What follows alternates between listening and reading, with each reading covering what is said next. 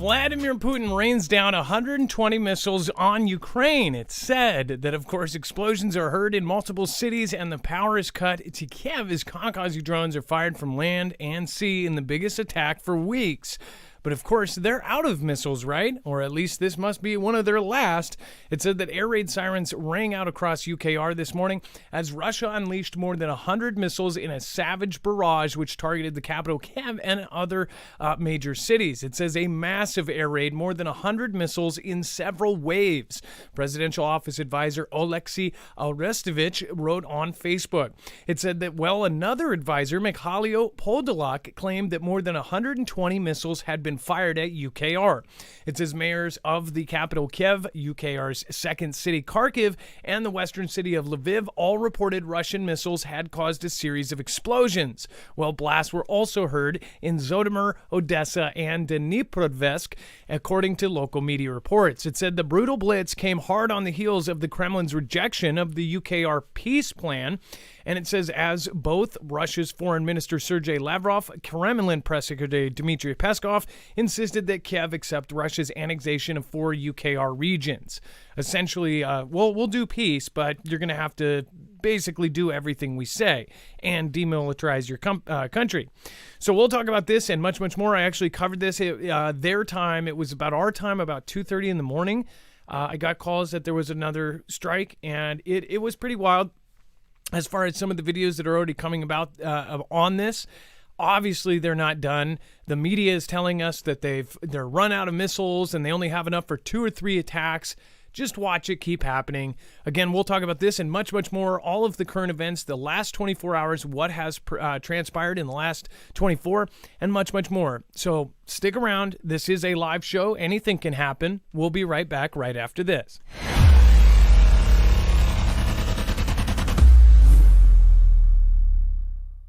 Nothing in this show should be considered legal, medical, or financial advice. The views of the callers can differ considerably and do not necessarily reflect my opinion, Dex's opinion, or anyone else who works with the show. You should always do your own research and consult with professionals. The internet is full of fake news, so please take everything with a grain of salt.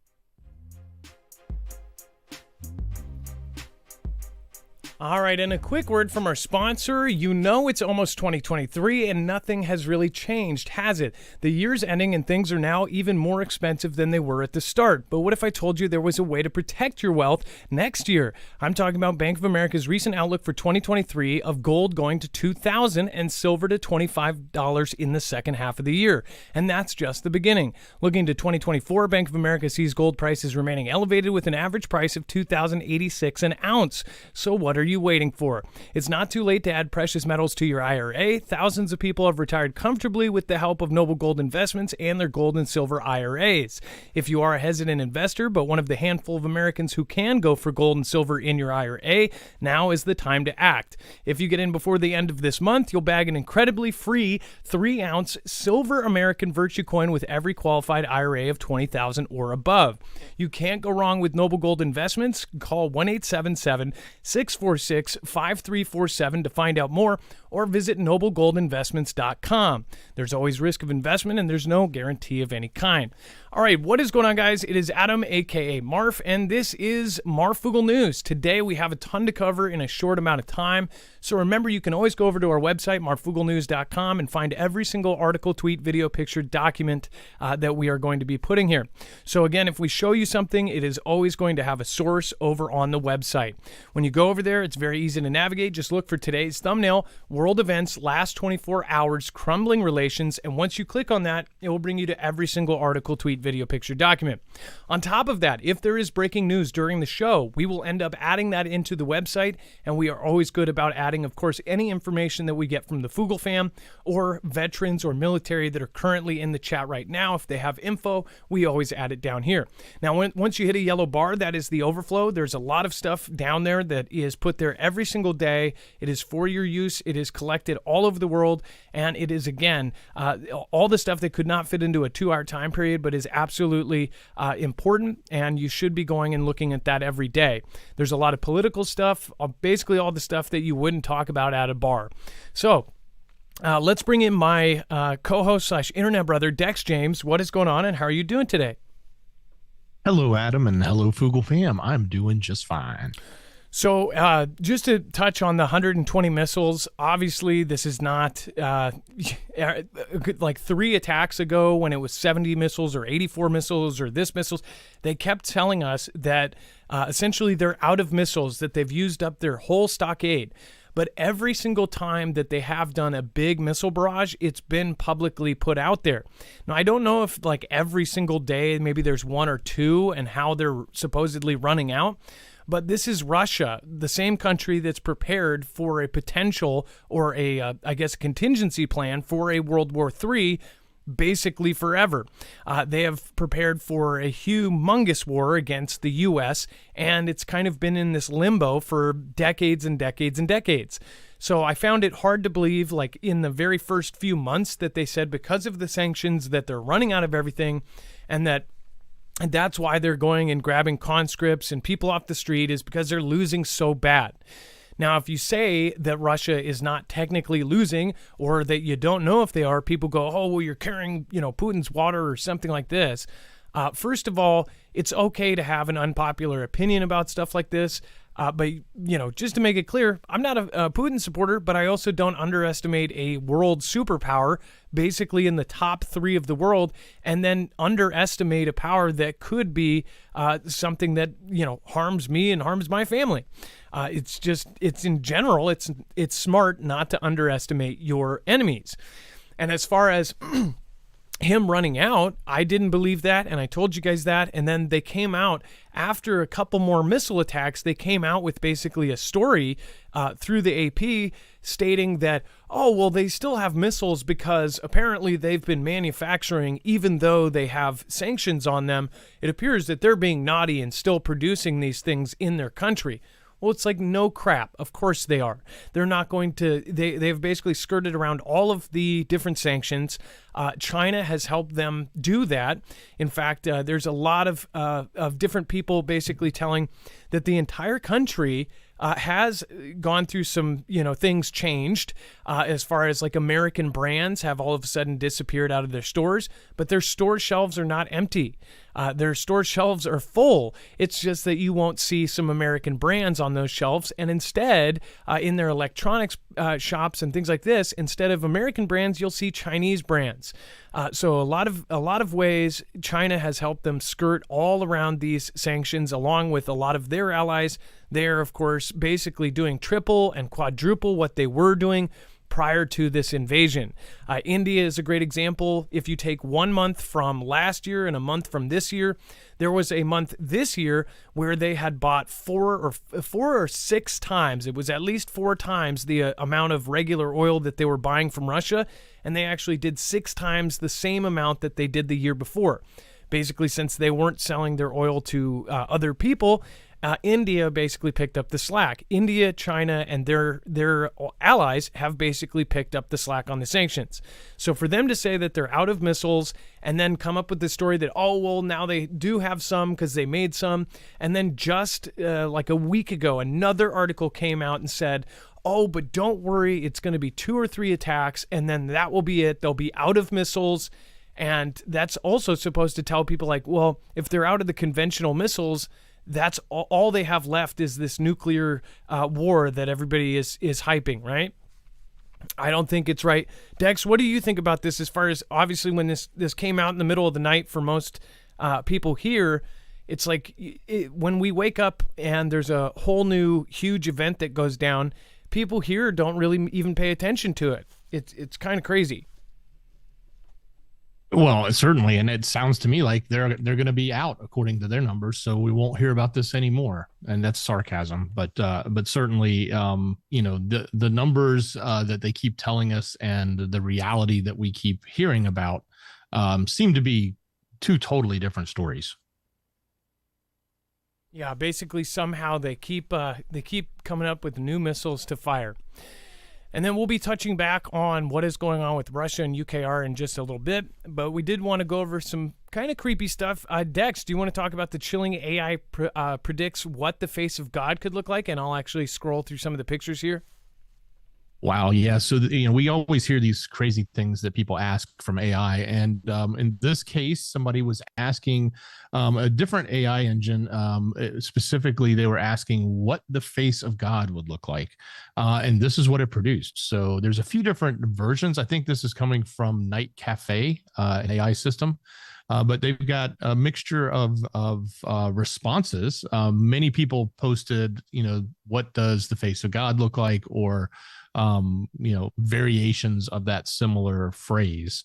And these are the pictures that the AI system produced. So, for what it's worth, I don't know that AI can actually know what the face of God would look like, but at least this is what AI thinks it looks like, or thinks it could look like, based on many different variations that it has delivered. So this is a different system. I actually used one of the other systems right before the show to try to see if it would generate what it thought a face of AI was, but it was more or less a picture in a cloud. So it really wasn't that impressive as far as these pictures, which look a lot more impressive, even though I do not believe personally that this is what the face of God would look like. Well, this one's interesting. This one kind of has a tsunami wave, with the beard being the wave, which is kind of a trip. If an actual artist, this is what trips me out though, is that AI is getting so insane that people can type in whatever very specific thing, and it will it will put out this picture that is exactly what they want. And if they don't like it, they can go, okay, I want those same parameters, but I want it in the style of Starry Night, or I want it in the style of Andy Warhol, and it will do it. That's going to take a lot of jobs away from artists when you have 10 billion different combinations that you'll be able to do through AI, instead of paying somebody on Fiverr to do some piece of art. So it is a pretty big trip. And then the luxury Italian hypercar that could reach speeds of over 230 miles per hour runs on garbage. I have a prediction that if this ever did take off, that the owner or whoever created or invented this would probably perish pretty soon. It says that Italian automotive company Bertone is developing a hypercar that will run on garbage. The GB110 is the first high-performance car that will be supplied with fuel made out of plastic waste. The limited edition run of 33 vehicles has been launched to mark Bertone's 110th anniversary. They are known for iconic designs such as the sharply angled Italian wedge, shape of the Lamborghini Countach. It says Bertone hasn't released a price tag for the car, but says it will be akin to a piece of art, and allows potential owners to choose a series of modifications to suit unique tastes and identity. So basically, this is probably a $10 million piece of garbage itself that essentially will go sit in somebody's garage, and they'll turn on their LED lights and show off to their party guests, and it will probably get drove once or twice. Seems like a waste to me. And if it's supposed to be this whole message of environmental, helping the environment, then where is the $10 million going? Where's the 20, 30, $100 million for this car that's going to go? Is it going to go back into the environment, or is it going to go into somebody's pocket? Everybody wants to virtue signal that they're helping the world, but something like this is probably, I bet you, that it's probably not as efficient as anybody would want it to be. Might be able to go 230 miles, but is it a cheetah or a greyhound? Can it go 30 miles or 230 miles for, a mile and then end up dying? Or can it go 230 miles for 230 miles? Is it a cheetah or a greyhound? We don't know. Either way, though, you see a lot of this kind of stuff coming out. I talked about the other day about how the inventor of the car that ran on water mysteriously perished right after he showed off this car that seemingly would have revolutionized transportation. Said that the car ran on only water, and it drove basically as fast as a normal car at the time. And after he went to this big show, not only did he perish, but a week after he died, mysteriously that car, and the only prototype known, disappeared out of his garage, and it still has never been seen. This is decades ago, but there's things like that you're like, I wonder if the oil companies did that. What do you guys think? Let me know in the comments down below. Thank you, everybody that has popped in so far. It looks like we have Melissa Visconti, James, Jamie Roy, Jay Nasty, Terrabile. What is going on? Truth Iris. We've got Comet Moon, Grant Geozeph, Madayahu. Says Adam Prefall was made in the image of. So you'll all have to get is the pick of Adam pre-fall. And then let's see here. Okay, Comet Moon only meant to do that. Let's see here. Beer Juice, Pam Beth. We've got Cynthia S., Cherry Boo, Mark Roberts. George Burns is God. George Burns, classic comedy specials. And then we have China sails warships near Guam in warning to U.S. over Taiwan. Dex, do you want to talk about this? So obviously anything near Guam, they shipped the Iron Dome system to Guam quite recently, actually. And when they did that, a lot of people kind of, rolled their eyes and said, what is this for? Obviously, it went from the Middle East, and then now they're putting systems like the Iron Dome in Guam. It makes you wonder, who's the next threat? This is being reported by Japan, and they have confirmed that this military ship did go by, I think, the western border of Guam, nearing the island. And obviously that is a show. It's a sign, right? It's not necessarily something they do every day. It's meant to, sort of beat your chest or flare up towards your adversaries and say, hey, we're here and we can do this too. And we can go right next to your large base. And Guam is very important. It's a major installation for the U.S. military. We have a lot there. We've invested a lot there, and it's significant. So this is it's not like this was they did anything to it. They just drove by. But at the same time, that's a strong signal, strong sign. And when you have ships that are being spotted off of Hawaii, Chinese and Russian ships, surveillance ships, you always wonder if it's part of a potential drill or exercise that's actually practiced for the real thing. Guam is, of course, strategically extremely important, so anything that goes by Guam is going to be followed, and of course, we'll cover it. It says that China has sailed one of its 3 aircraft carriers near the U.S. territory of Guam.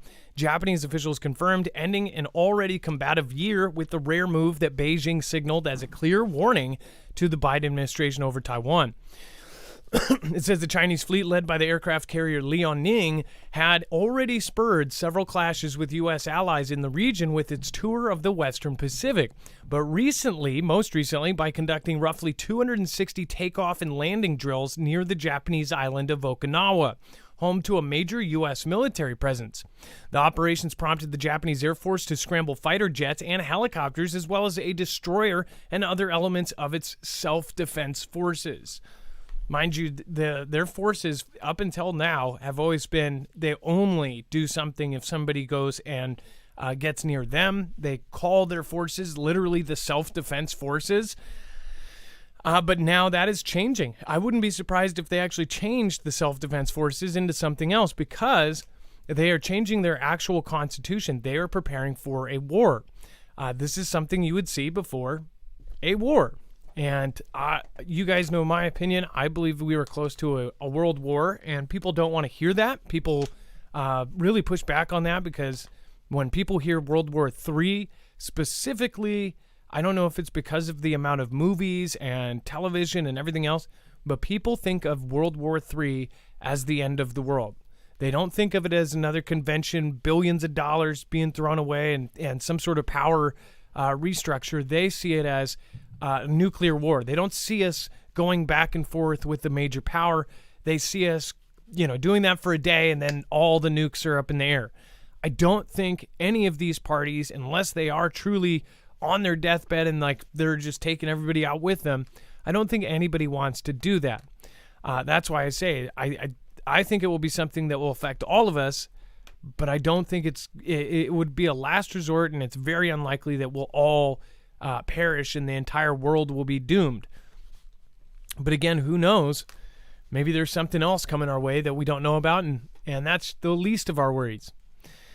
And then Taiwan's remote islands are on the front line with China, sometimes only a few hundred yards from Chinese troops. So obviously they're close. They're about 120 miles off of the coast of China. But they say October marked the 73rd anniversary of a battle of Guningtou when Chinese nationalist forces defeated an attempt by the Chinese Communist forces to capture Kinmen, an offshore island that was seen stepping stone towards Taiwan. While celebrating this year's anniversary was also a reminder of Taiwan's island's growing vulnerability to Chinese attack. In addition to the main island of Taiwan, Taipei controls 5 islands or island chains: Kinmen, the Mastu Islands, the Penghu Archipelago in the Taiwan Strait, and the Pratas Islands, also known as the Dongsha Islands, and Itaaba, also known as the Taiping Island, both in the South China Sea. It says for the last 20 years, the islands in the strait have been seen as sites for interaction and bridge building between Beijing and Taipei. But the vast majority of Taiwanese reject Beijing's diplomatic efforts to, quote, reunify the island and its territories with the mainland, a sentiment that has strengthened as Beijing's actions grow more aggressive.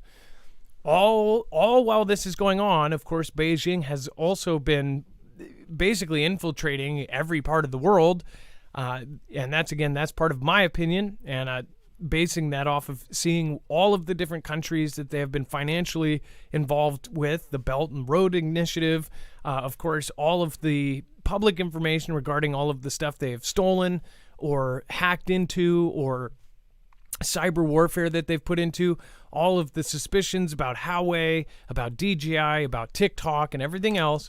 It's pretty clear that China doesn't want to be number 2 forever. Plus, their push to have their currency take over the U.S. dollar, they have made it perfectly clear that they don't want to be number 2 forever. So I think that that's what they're trying to do. At the same time, half of our government seems like they want to, support it, and then half don't, or half are afraid and half aren't. I don't know. Go ahead, Dex.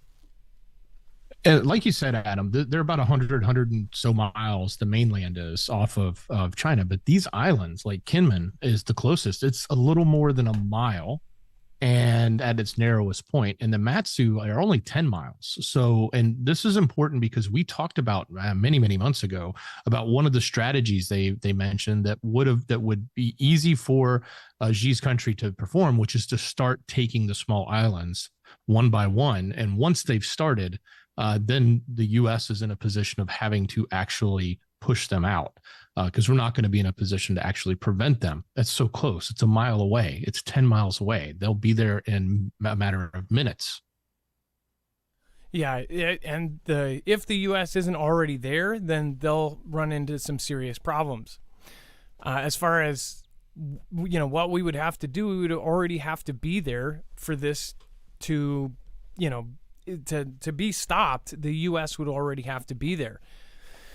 So we watch when the U.S. and then all of the ex and current military, as far as all of the folks that are watching all of the air radar, and then, of course, all of the public cameras of our ships are pretty much deployed right now. So there would be very little warning right now if something did go down. I think it would be just like this missile attack in UKR.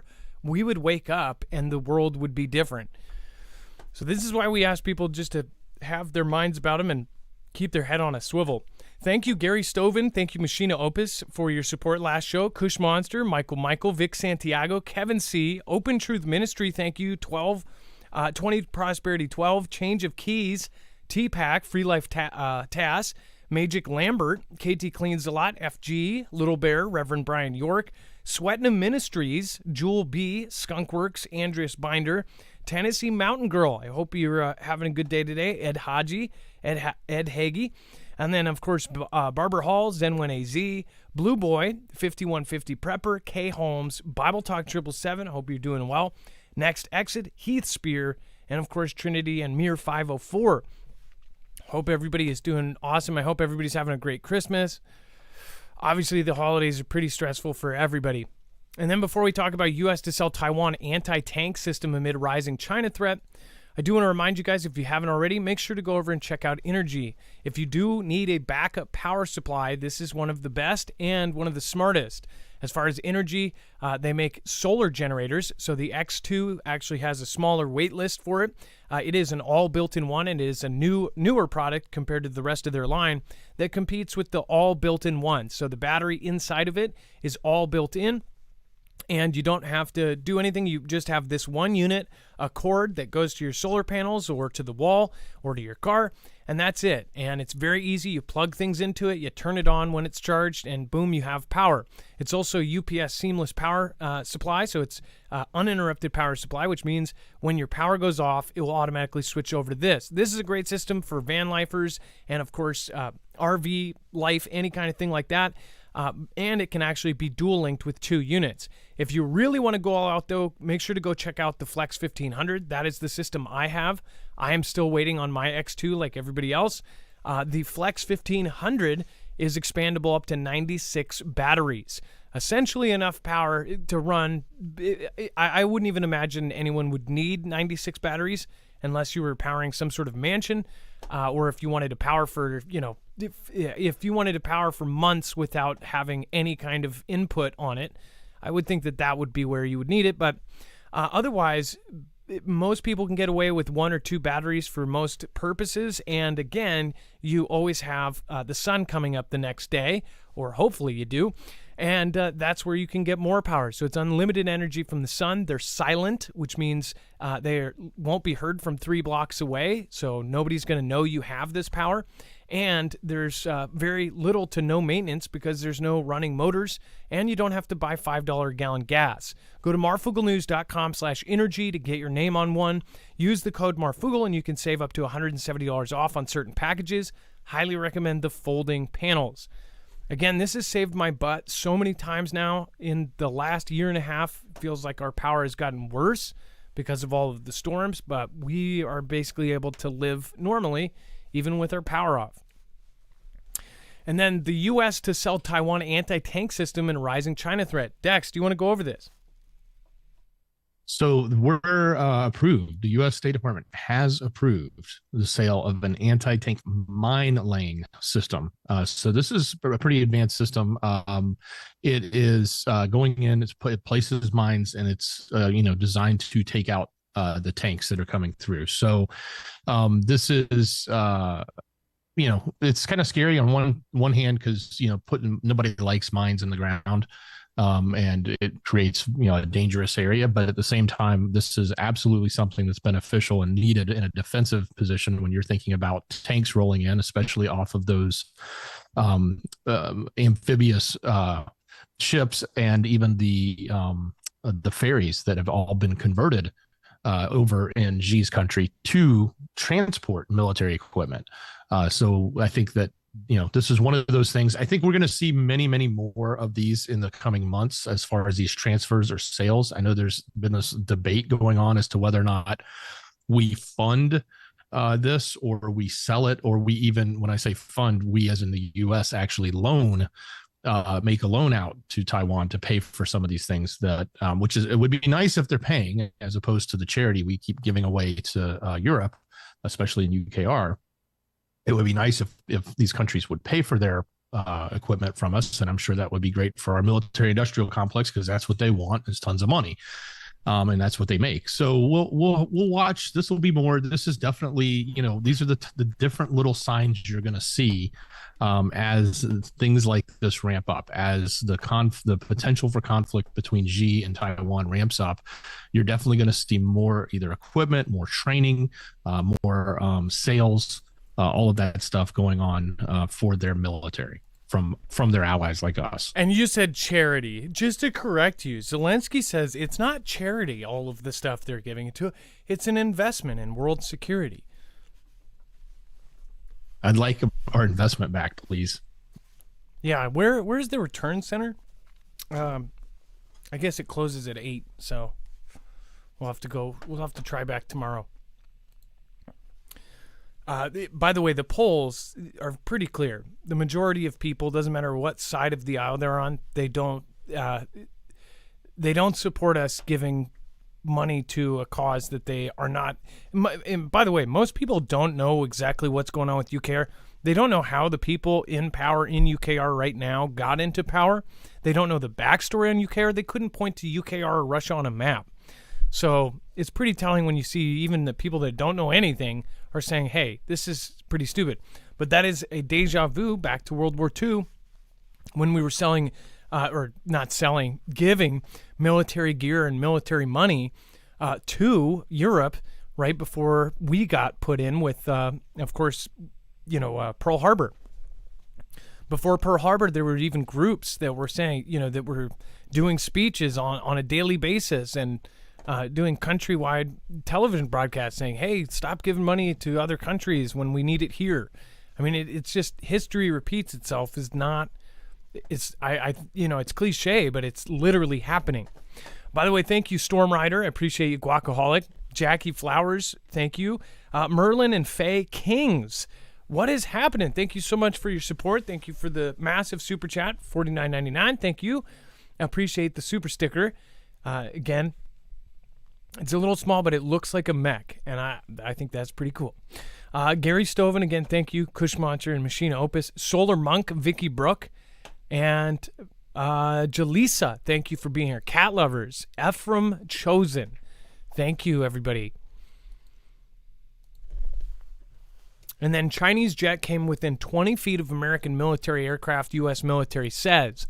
It says a Chinese fighter pilot performed an unsafe maneuver while close to a U.S. Air Force plane, United States officials said on Thursday. 20 feet is pretty close. It said that the U.S. Indo-Pacific Command said in a statement that the fighter pilot flew in front of and within 20 feet of the nose of an RC-135 aircraft the U.S. pilot was flying on December 21st, 2022. The American pilot was flying lawfully over the South China Sea, the command said, but was forced to take evasive maneuvers to avoid a collision. Neither pilot has been identified.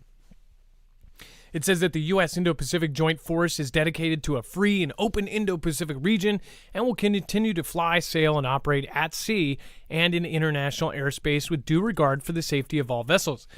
Now, Dex, I'm assuming this is in the same area that the Spratly Islands is in or near it, because that seems to be what happens when you go near those islands. This could have ended up being an international incident, but luckily it didn't. They basically, if anything comes into that airspace, they will tell them to leave.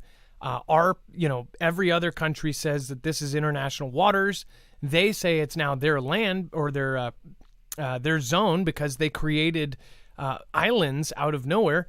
Is this in that same area? Do we know? I didn't see a map. We don't know the exact area other than it's in that South China Sea area. But I was talking with a retired fighter pilot who used to fly F-14s, I believe, or F-15s. And he sort of laughed. He's like, yeah, they would never, they do this all, they generally would do this kind of stuff, maybe not within 20 feet to other planes, but he sort of jokingly said they would never do it to a fighter plane. And this is an RC plane. It's a reconnaissance plane. So it's a big lumbering, large plane that's basically taking pictures. And their fighter pilot, basically pulled up in front of it and tore off quickly in front of it to sort of try to cause an incident or cause some form of engagement. Is typically what they do. It's sort of a non-touch way of, provoking the other one. But you really can't provoke an RC craft. Like, it doesn't do anything. It's just there. So he sort of said, yeah, that's kind of dumb on their part. They're not, they're not willing to do it to a real craft that matters. So now are you, I know RC for remote control, but are you sure it was remote control? It did say that it was reconnaissance. RC-135 is a reconnaissance plane. Yeah, but you said our plane was an RC-135. Their plane was a fighter pilot. Yeah.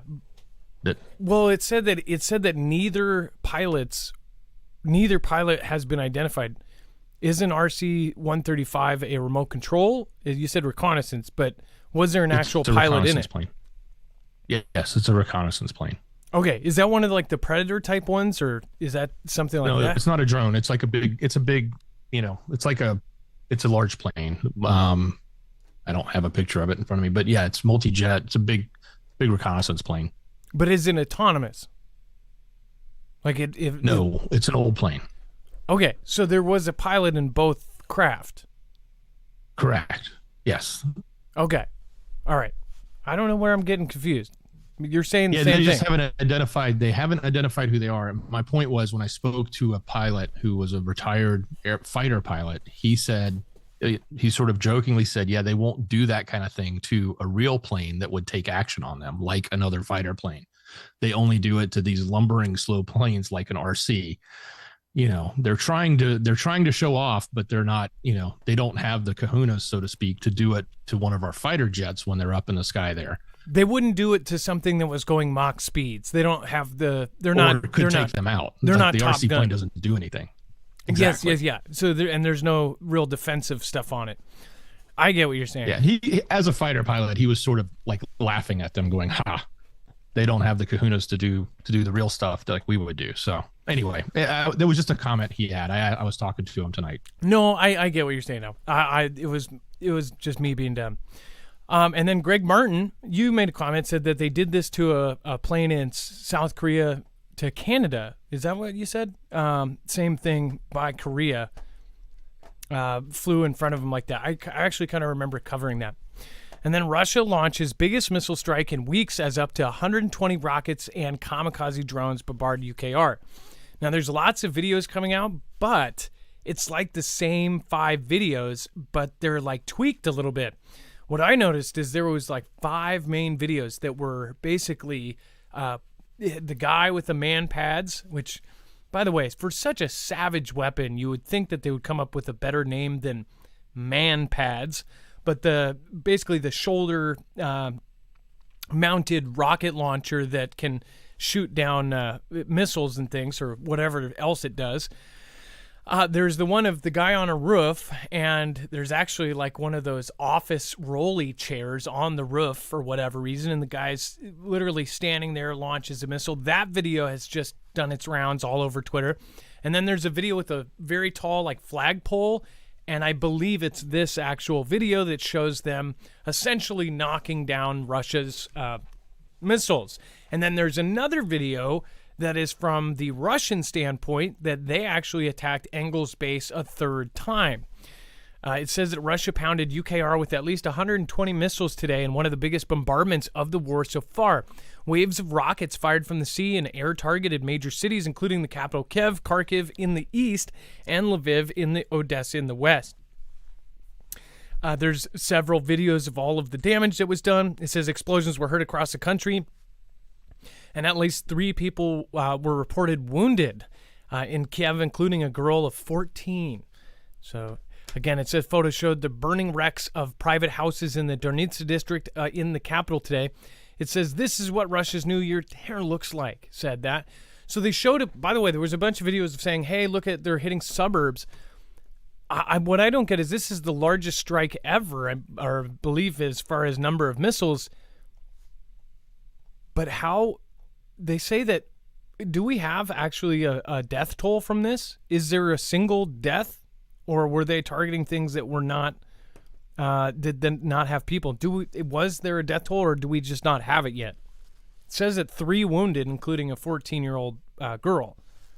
But it didn't say any deaths. I just wondered. Yeah, I haven't seen any either. The media puts it out that they are, hitting houses and civilian things, but somehow they did 120 missiles without taking a single life, according to this. Is that right?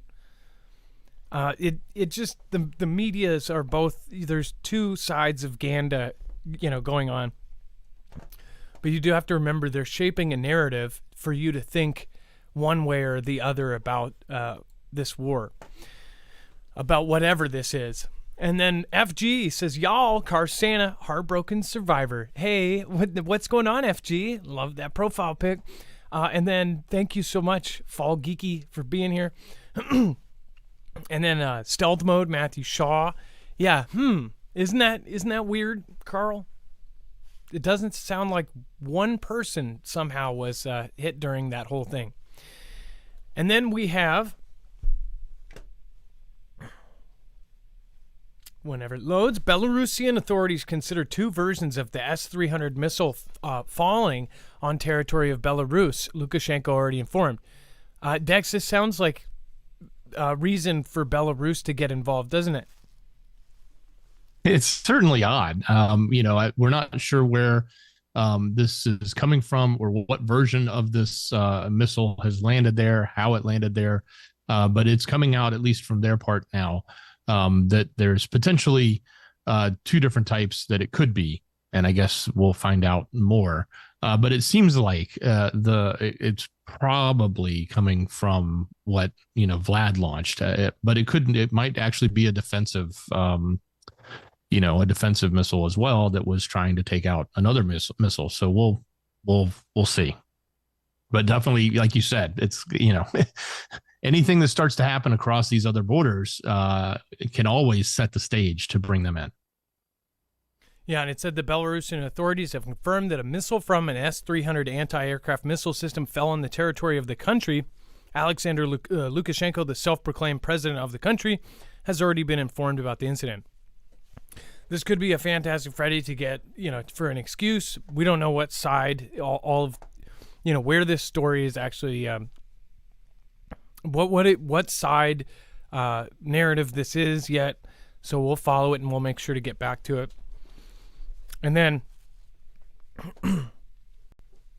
UK, our latest, Russia launches major missile barrage, Kiev hit. Dex, do you want to go over it? There's a little bit more kind of in the so meat this and one we're potatoes. talking specifically about Kiev and about how it was again targeted. So there was a lot of, there's been a lot of the front has sort of been on the east and sometimes on the south and in other locations, and a lot of folks were wondering, was there going to be an offensive against Kiev? A lot of commentary has been out about whether or not there will be another push for soldiers to move in to Kiev from Vlad's country specifically. And of course, that would more than likely come from Belarus, if not, obviously from Vlad's country as well, but up, staging from the north side and coming down into UKR. So this attack, obviously, that went to lots of places and hit lots of infrastructure. And then, of course, as they were saying, civilian locations as well, if that's the truth. Was also targeting Kiev, and they had plenty of action in that area as well, where debris from both missiles and other things were in that area and hitting in the city.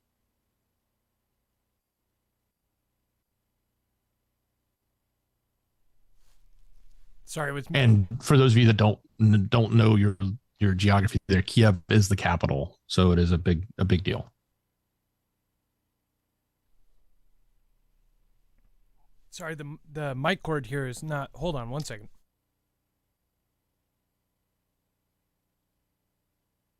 All right, there we go. I didn't want it to start snapping on you guys.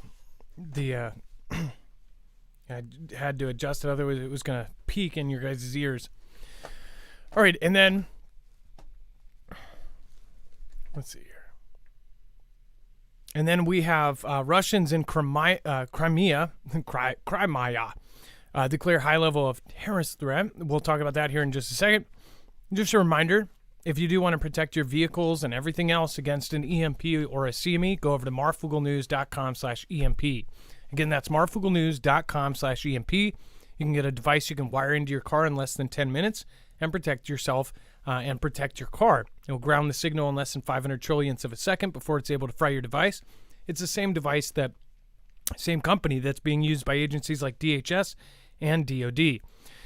And then they say that there is a huge threat, a big T threat. It says Russians in Crimea declare high level of terrorist threat for almost a month. It says that Sergei Aksyonov, head of the Russian government in occupied Crimea, declared a high level of, quote, terrorist threat on the territory of the peninsula from the 6th of January to the 21st of January, 2023. So they're actually giving us a date, or I guess a range of dates. So in this next few weeks, supposedly, they're saying that there is this big threat of some massive event. So this is something people should pay attention to, whether it's a Fantastic Freddie or if it's BS or if it's Ganda. They're telling us very specific dates, and they rarely do that. It says, in order to ensure the security and anti-protection of the Republic of Crimea and its citizens, a high yellow level of threat will be in effect on the territory of a number of municipal entities and at the facilities of the Republic from 20 a.m. on the 6th of January to 20 or 10 p.m. I think that is on the 21st of January. It said it is reported that the decision affects in particular the territories of the cities of Armyansk, Dzunkoy, Kerch, a name that I will never ever try to say, and Dzunkoy, Krasno, Pravda, Komorkovsk, and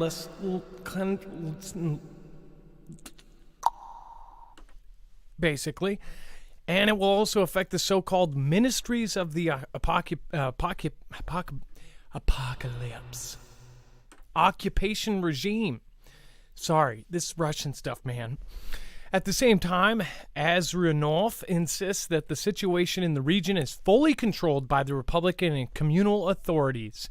According to Azrionov, the security of the Republic of Crimea, its residents and guests are fully insured by security forces and law enforcement agencies.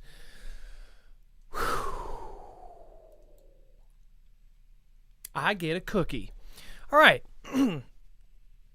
And if I can add one other comment, though, but the chief of defense of intelligence out of UKR on 3 days ago made a statement saying that UKR would regain temporarily occupied Crimea in a combined way, both by force and diplomacy. So this is a hotspot, and it will be. And this is also the same place where the bridge was blown up, and they blamed it on a T-type event. And of course, it was then repaired, and he went driving. He, being Vlad, drove on it in a Mercedes to prove that everything was good. But this, like you said, this is spot on. Pay attention, especially they've named dates. They're calling out that this is going to be a potential hotspot, and we're getting on both sides, both Crimea / Vlad side saying we're feeling threatened, and then on the UKR side saying, hey, we're going to take it back. Yep, and with Crimea, obviously that could also be an excuse to drag other parties in if something bad happens there or some huge event that happens that's humanitarian crisis, or at least that's what they'll tell the world. We don't know what's actually going to happen there, but we'll of course follow it and update you every day. And then Russia's Lavrov claims irreversible arms race with Iran if nuclear deal is not reached. Said Russian Foreign Minister Sergei Lavrov on Thursday claimed that Moscow supports the U.S. and its Western allies in finding a nuclear deal with Iran and warned against the threat of an irreversible arms race. Basically saying once they get it, there is never going backwards.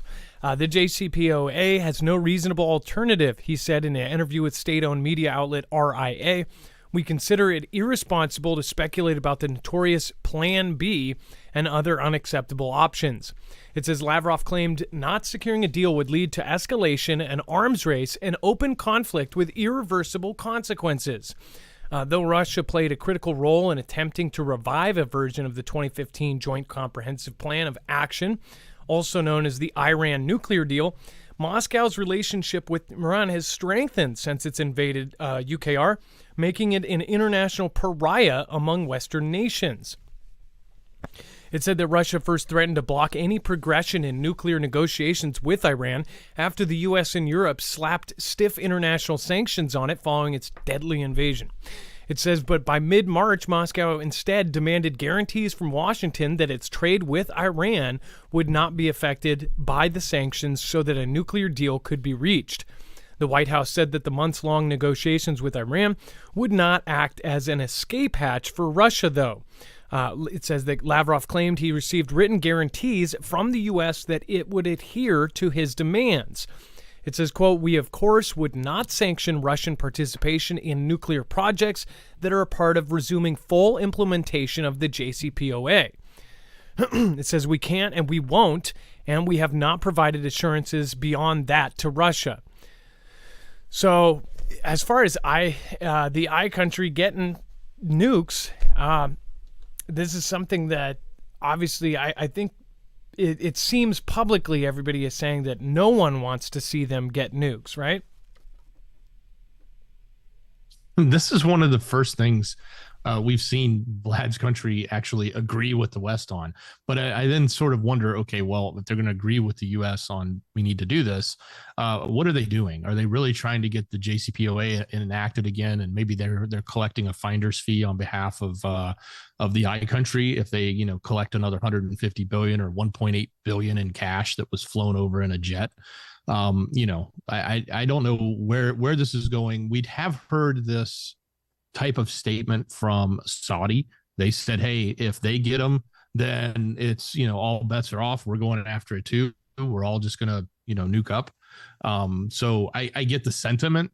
And I'm sure nobody wants to see more powers, especially those in the ME, with the great instability that's there, have that type of technology. But at the same time, I kind of question this major ally of Iran's, like, sitting there trying to negotiate this deal with the U.S., so to speak, on the U.S. side. Dizzy French says, banks are in cahoots with the government and Fed Reserve. Little Bear says, no nukes for Iran. And then somebody, Ethereum Chosen, said that his opinion, or hers, I shouldn't say, I think Ephraim is that, either way. Their opinion is that all nuclear capable powers will launch their missiles all at the same time to beat the U.S. and that they will succeed. I think that's paraphrasing what they said. It doesn't matter what you want. God is in control and prophecy will be fulfilled. Joseph Newhouse says, hey, I made a follow-up about Simon Says and then Gil Bates' next big plan. Thanks for the encouragement, Marf and Dex. No problem. And by the way, I think you got what I meant there. And then Gil Bates and his tabletop exercise, that's something we covered last week. And I bet you it's going to pick up in the alternative world again. And people will be like, hey, you got to cover this. Why aren't you covering this? We did cover it. Make sure to type in the catastrophic contagion on our website, and you'll find where we covered that. Really scary stuff, because it is about the same time in 2019, in December of 2019, back when this was all going down in the very first place. Just a few months before that, in September or October, is when they did the first tabletop exercise. And then about October, November is when it started hitting China. And now China, because they unlocked down, they say that they're having this tsunami of CV and it's mutating and that there's possibilities for this huge thing coming towards us. We're in the same place, only now they're doing a tabletop exercise, which, by the way, that last tabletop exercise was bad. And it was so close to what really happened that it was freaky. Even in how the social medias would respond to it, how the government and social media would basically team up to make sure that they keep people safe, right? And even how they would respond with a V and all of this other stuff. Well, this next one, I highly recommend you read that entire exercise, because it is predicting 1 billion plus perished and all of this. I mean, like, that's a percentage of our world population. So if there's any chance that is possibly true or planned or possible, possibility, I'd highly recommend going and looking at that. I'm sure the Independents will be covering that for the next few weeks, and it will probably pick up again once more people start passing that around on the back end. Very scary stuff.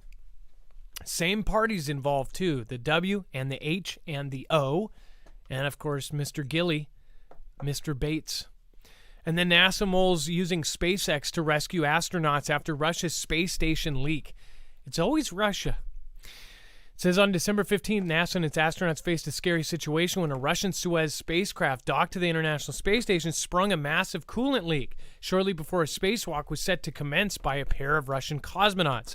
The crew on board is safe and not in any immediate danger, but the 2 cosmonauts and 1 NASA astronaut were supposed to use the Soyuz vehicle to return back to Earth next year.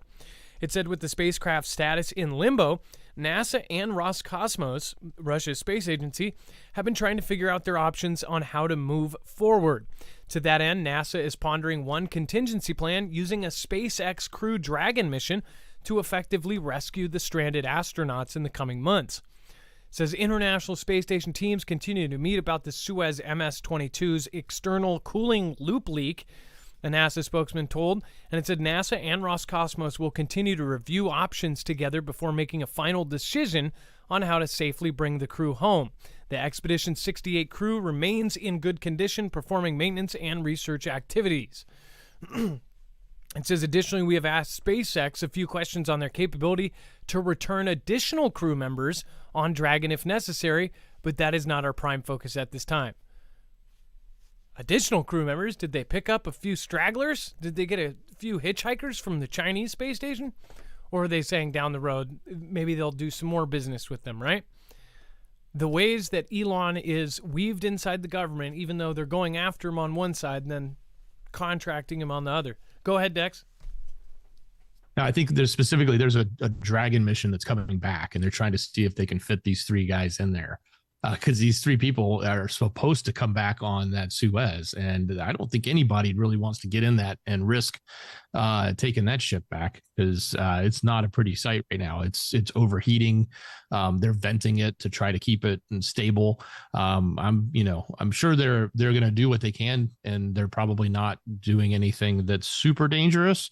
But at the same time, it's like a little, I'd be a little sketchy if I'm stuck up in space and there's this attached vehicle that is acting up and overheating, and it can't really be controlled right now, so because it's got a hole in it.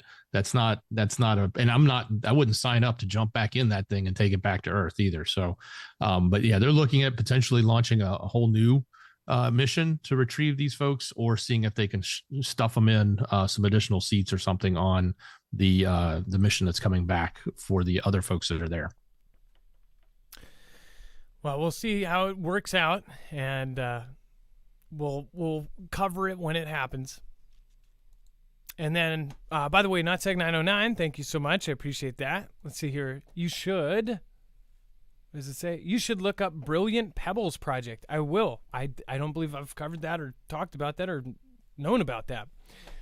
Thank you so much, 909. I appreciate that. Joe Shields from Boston. Teresa Stoddard is here. Mata Yahoo. I saw Nana Debra in there just a second ago. Thank you. I'm Crazy Brumfield. Thank you.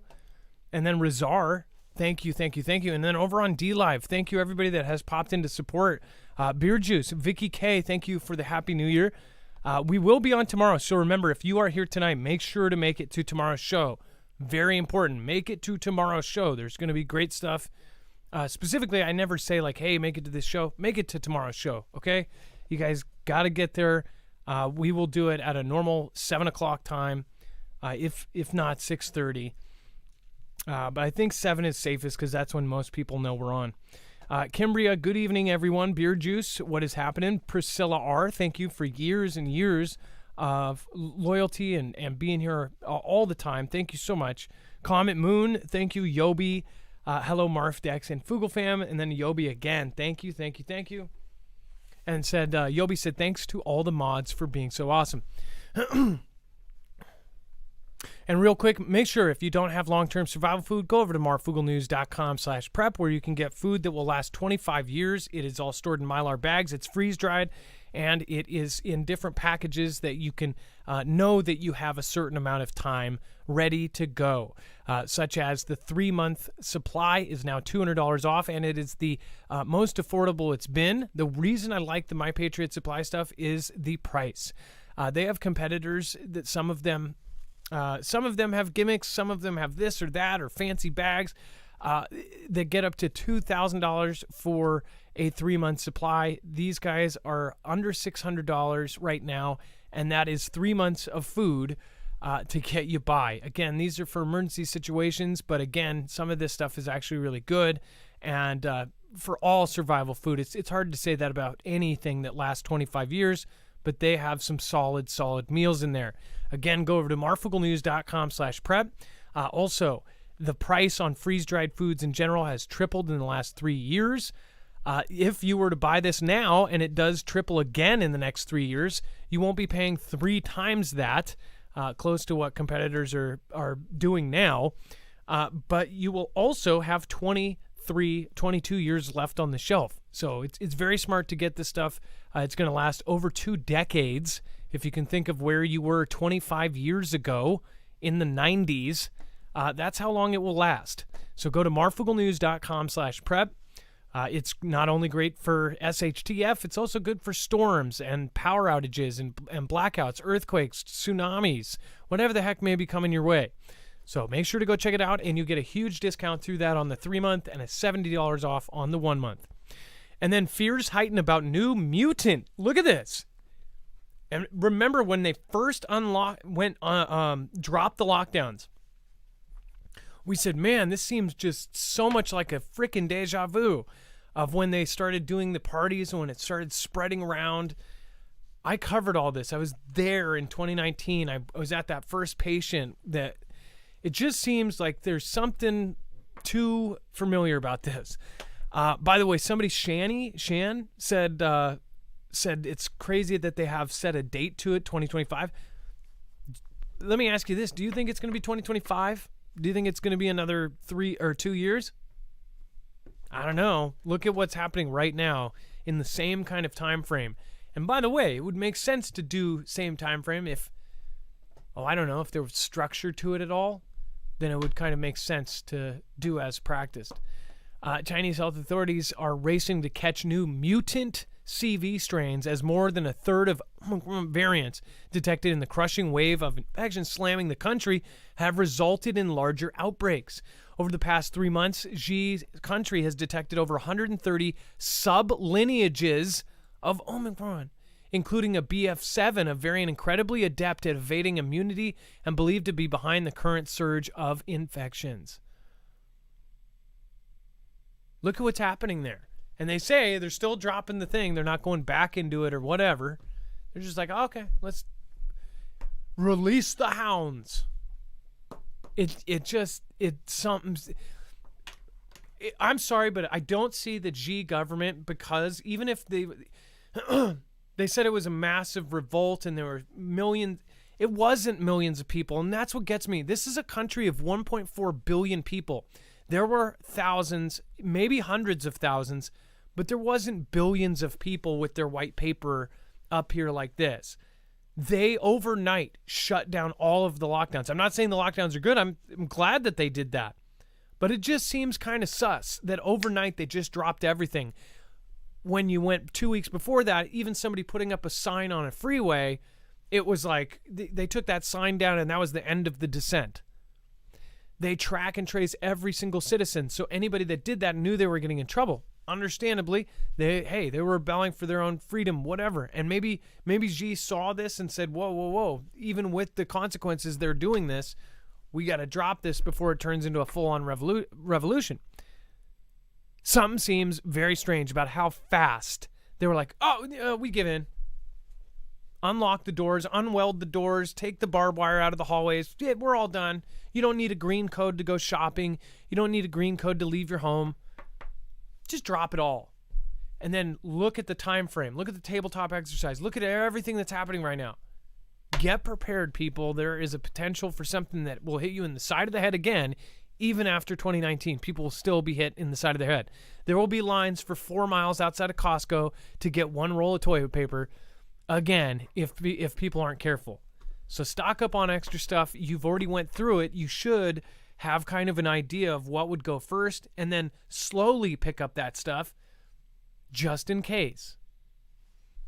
Because if it does happen again, you will be ready this time. I'm sure you were caught off guard like most people on that last time around. All right, and then go ahead, Dex.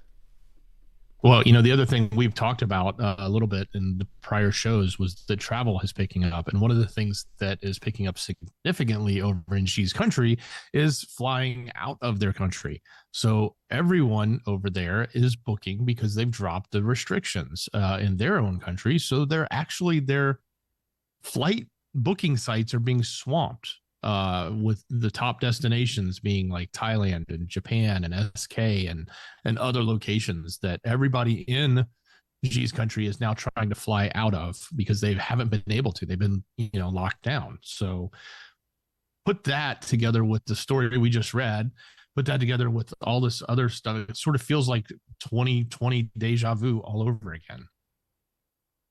Yeah, it seems like the same exact things are happening. And because I covered this so closely, maybe they'll think, oh, most people weren't paying attention until way later on, until they just got the announcement like, hey, you can't go to work now. You have to be essential, all this.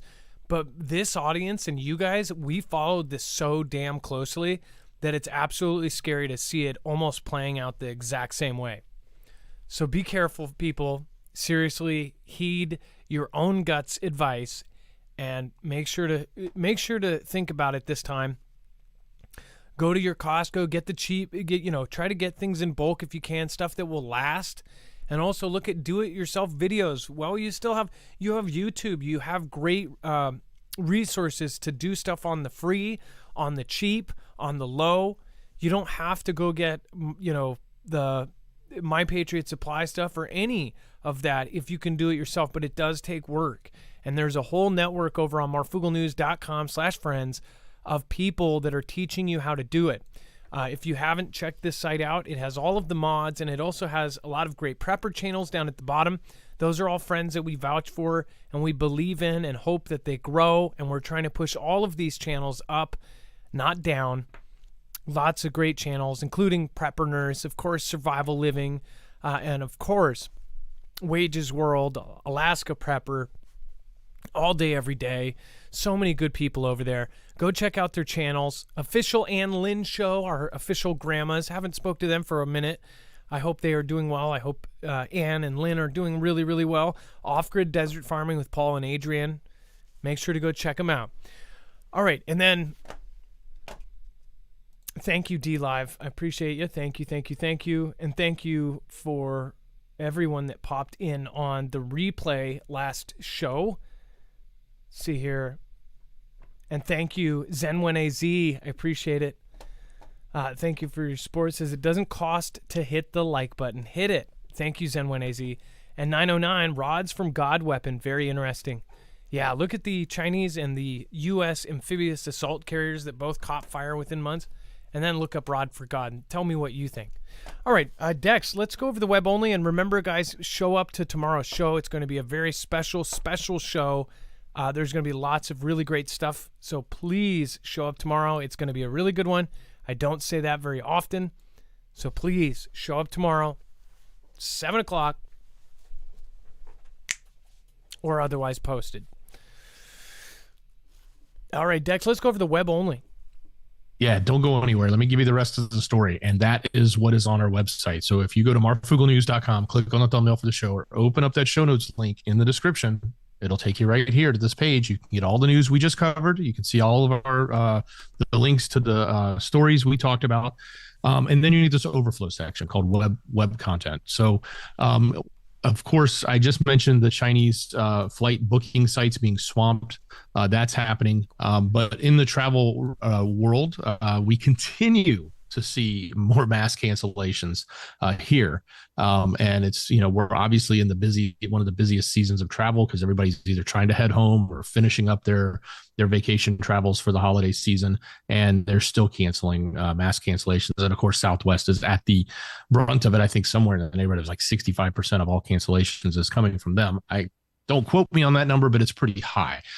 Lots of other strange things going on. Like one person was absolutely shocked when they were told by the airport police they were going to arrest them because they were hanging out at the ticket counter trying to deal with their delays. So unfortunately, Pele has passed. That's he is a very, very famous soccer player. I'm sure most people here have heard the name. So sorry to hear that loss.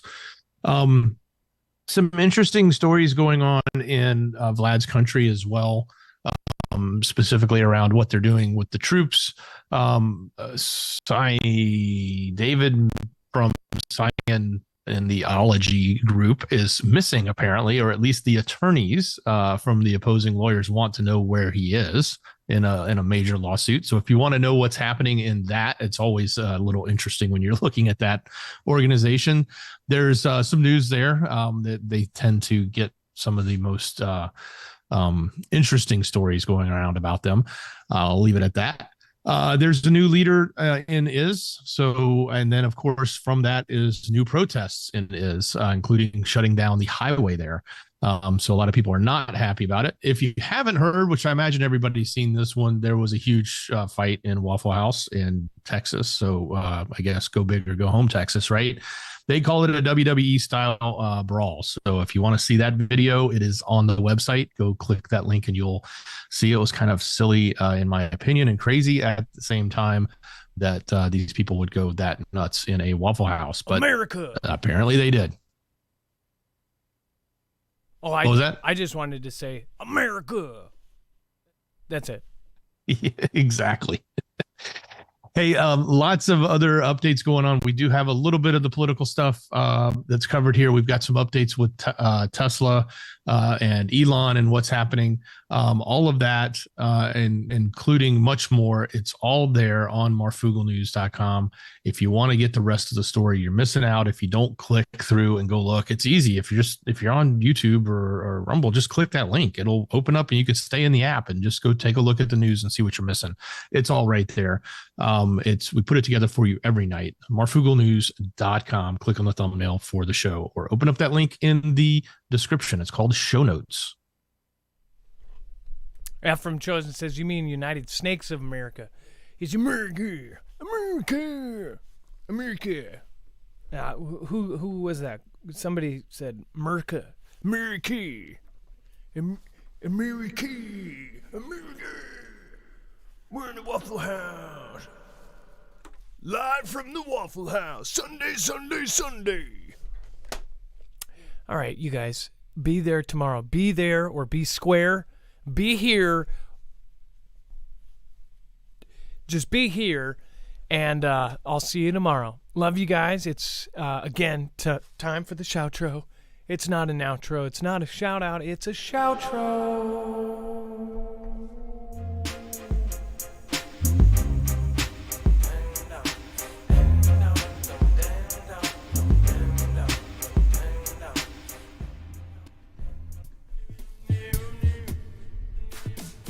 All right, let's make a fresh one.